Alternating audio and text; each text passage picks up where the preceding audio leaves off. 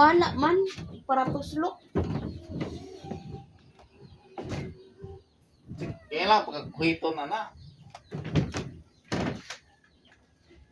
Ayun ko, ang kuan na good. Dire.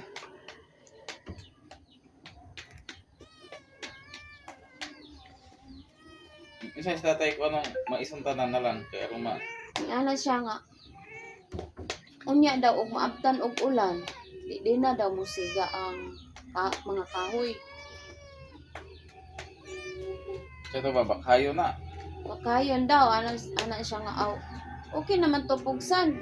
Pero kung gusto ka niya init pa, pwede pa man to pabakayan nimo. Wala kasi mahurot akong budget ani kay may problema dire ana siya nga aw. Sumo na lang ko.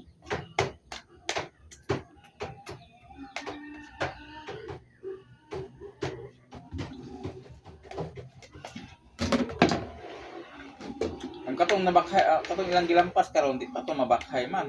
Mao na gani katong Katong uga. katong uga. Bisag ka na rataman diha, maisa. Nandito nga side ba paana dito tanan. Uga na. Ya kay si kuya na pa man to isa ka adlaw. Mapugas na lang to niya. Ayaw mo pwede. Buhat ani. Pwede.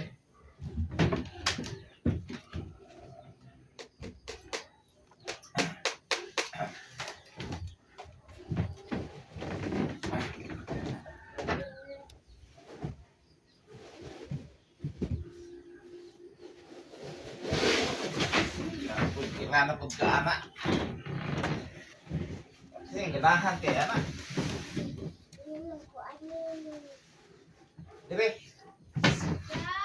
Sige na, kay aron maligo yan kay mamugong ta nang buhok nimo. Oo, nagplansya na si mama sa imong dress. Amidyas nimo. Bulad. Amidyas nimo. Paato dito ko amidyas ka, anda ma amidyas.